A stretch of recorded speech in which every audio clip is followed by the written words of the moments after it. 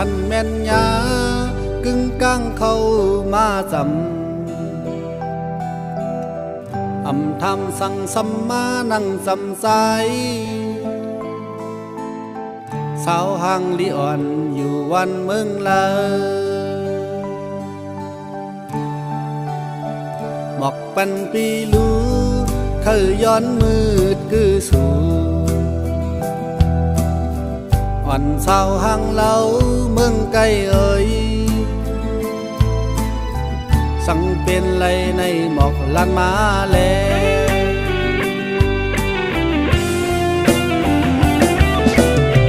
ใจเฮาย้อนมืดคือสู่โตนั่งน้องเตพร้อมเป็นเสือยิ่งน้องอ่อนเอ่ยแค้นต่อลานหมอกโตวันหนึ่งสองอาขึ้นยานนางน้องเอ่ยเฮาต้องไว้หน้ายำมองอันมือหามืดคือกันอ่อนสาวห่างเล่าเมืองไกลเอ่ยบ่มือกว่าเย้าอย่าไปลืมนา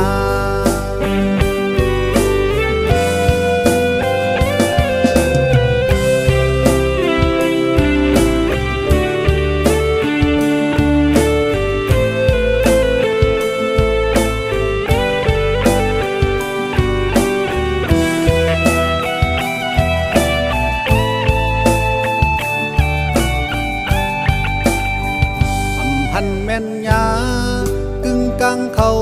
มาจำทำสั่งสัมมานั่งจำใจ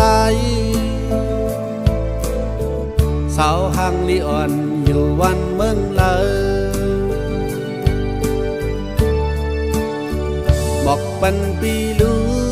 เคยย้อนมืดคือสู่วันเศร้าห่างเล่าเมืองไกลเอ่